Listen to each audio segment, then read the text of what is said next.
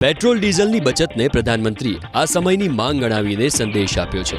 પોતાના કોન્વેમાં ગાડીઓ ઓછી કરીને ખુદ પ્રધાનમંત્રીએ કરકસરની શરૂઆત પણ સ્વથી કરી અને આવું જ કંઈ પીએમના આજના સુરતના કાર્યક્રમ દરમિયાન જોવા મળ્યું।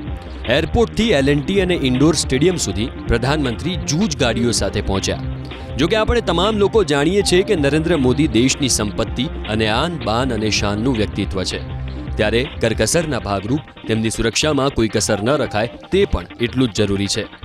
દેશના નાગરિકો આ જ મુદ્દે વારંવાર પ્રધાનમંત્રીને અપીલ કરીને સુરક્ષા માટેના વાહનોમાં કોઈ કસર ન છોડવા વિનંતી કરતા રહ્યા છે।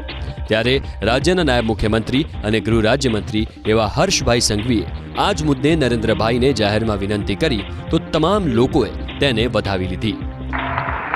ભાઈ તમે જ મને કહો, બધા આ દેશના પહેલા એવા વડાપ્રધાન છે કે જેમને મંત્રી સંત્રી તંત્રી બધાની આગળ પાછળની કારણ વગરની પેટ્રોલિંગો બંધ કરાવીને તમારા હકની ગાડીઓ બંધ કરાવવાનું કામ કર્યું છે। આ દેશના કરોડો લોકોની આશા હવે તમારા પર છે। અમે બધા જ પેટ્રોલ ડીઝલ જે નહીં વાપરવાનું હોય નહીં વાપરીએ,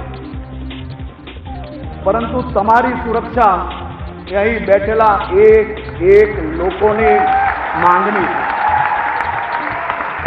ભાઈ તમે જ મને કહો, બધા આપણા મોદી સાહેબે સુરક્ષાની કવચ ઓછું કરવા લેવાય। આપણે કોની જરૂર છે દેશમાં?